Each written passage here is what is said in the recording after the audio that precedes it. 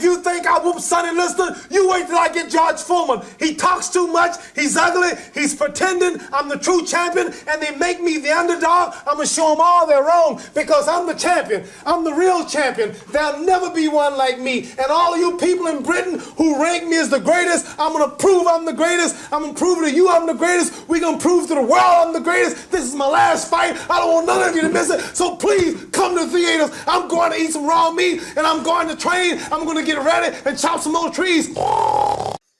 So today, as you know, marks 50 years of the greatest sporting event in history, the Rumble in the Jungle. 30th of October, 1974 is when the legend, the living legend, George Foreman stepped into the ring to defend his title against the one and only Muhammad Ali. Joining me all the way from America is the one and only George Foreman. How's it going, George? Things are great. Great to hear that introduction as well. And first of all, how's your health? How are you keeping? I'm keeping pretty good, just like a ham, taking time to cure. Then once it cure, it'll last forever. Okay. You are 75 years old, aren't you, right now? That's true. 75 years young, I should say. I'm just trying to make it to 76. Okay, great. George, I want to get straight into it. 1974. This was a time, your age at that time was 25.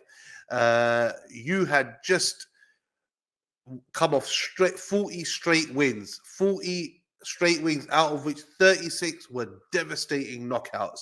You had knocked out Ken Norton.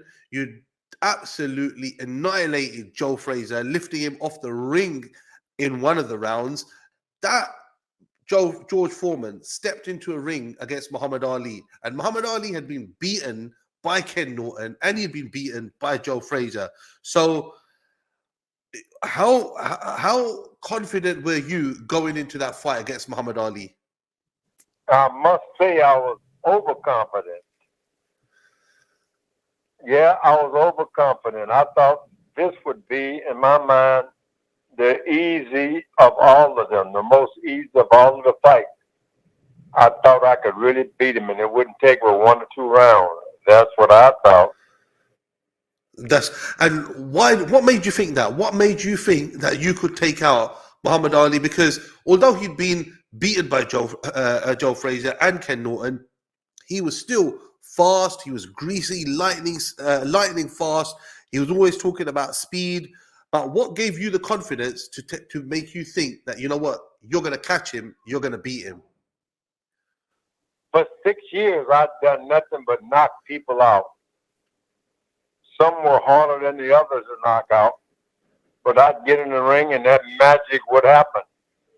I'd get a knockout. And so when I got in the ring with Muhammad, I assumed the magic would continue. Not about Muhammad. It was about the magic that I possessed. Yeah. And, you know, also, Muhammad Ali used the tactic. He would do a lot of trash talking. He was pretty much the one who founded trash talking in boxing. Now we see a lot of people doing it.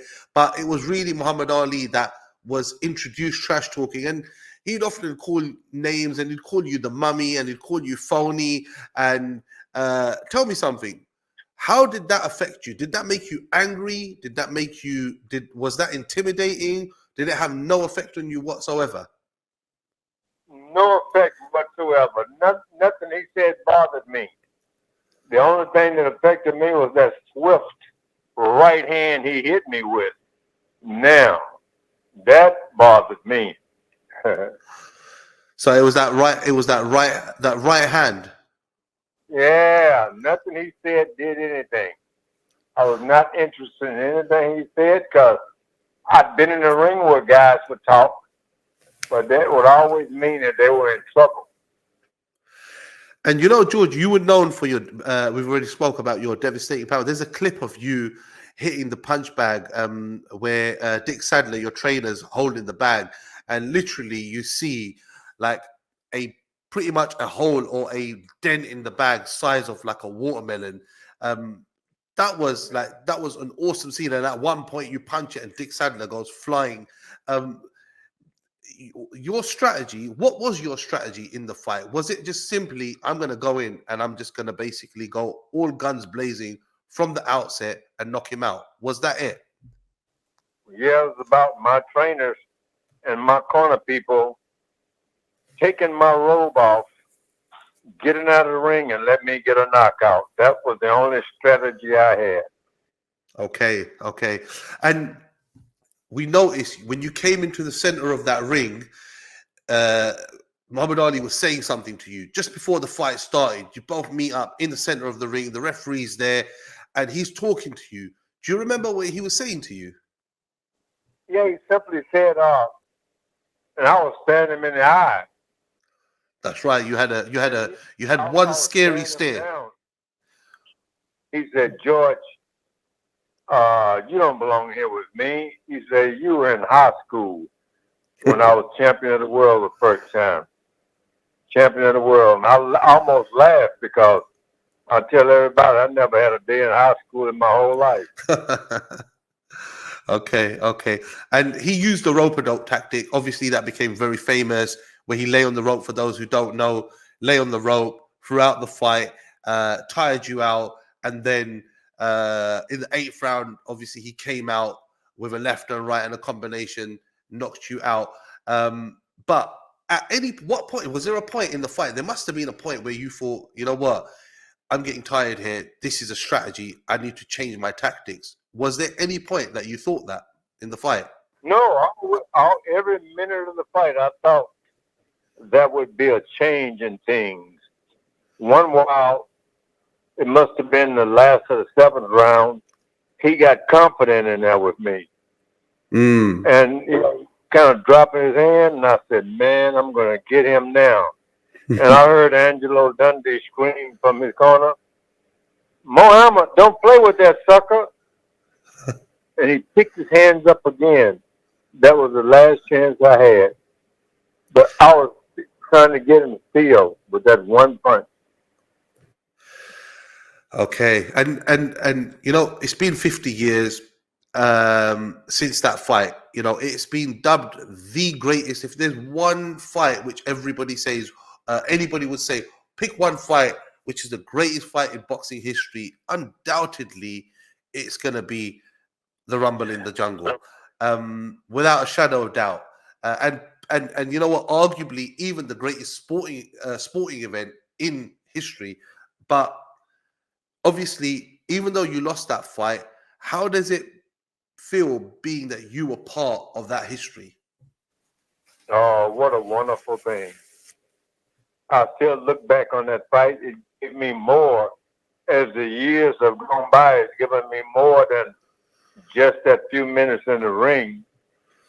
I built my ministry about giving a testimony about that fight. Muhammad Ali, Joe Frazier, I call those names. I was preaching on the street corner. People would stop and look. They didn't recognize me. They knew those names. And I came back in the boxing the second time. I used it up again. Oh, I look back on there with the most fun memory of all time. Amazing. And after obviously some time out of the ring, you and Muhammad Ali became very close. You became very good friends. What does Muhammad Ali symbolize to you today? Because obviously he had a fight outside the ring. He's got such a rich, lived such a rich life, so many dimensions. But if you were to sum it up, George Foreman, a man who stepped in the ring with him and who lost to him, but then went on to become his friend. If you were to sum up Muhammad Ali, how would you sum him up? Well, when you're sitting around privately with Muhammad Ali and just the two of you talking, and the things that come out of his mouth, the things that materialize out of his brain, you realize he has been one of the most great men I've ever met in my life. Wow. I'll sum it up, the greatest. The greatest. Okay. And Before I leave you, I've got to ask you about modern day boxing. Obviously, right now you have heavy investment going in from the Kingdom of Saudi Arabia, who are making all these fights happen, and they're making them happen quickly, without all the politics. They're just throwing money. If the public want to see a fight, they're making it happen. We've got the rematch coming up in later on in the year between Tyson Fury and Alexander Usyk. What's your take on the Saudi investment, and what do you feel about the heavyweight division currently as it stands? Well, boxing forever had its change in face. One day it's like this, and you think it's changed. Then years later, it's another way. I don't have any voice on that. When people were shocked 50 years ago, the championship of the world would be in Africa, Zaire, then the present-day Congo, and from then on, I don't know. Not Jamaica, Venezuela, and no one believed that boxing could do it. But now, Saudi Arabia is in the picture. And it's a wonderful thing that they've chosen boxing as part of their entertainment. Let people know and visit a great country with great people. I think it's wonderful. Excellent, excellent. George, and without giving you a plug, it wouldn't be fair for the Lean Mean Grilling Machine. How's that going, man? How's your Lean Mean Grilling Machine going? The Lean Mean Fat Reducing Grilling Machine still knocks off the fat. Still knocks out the bet.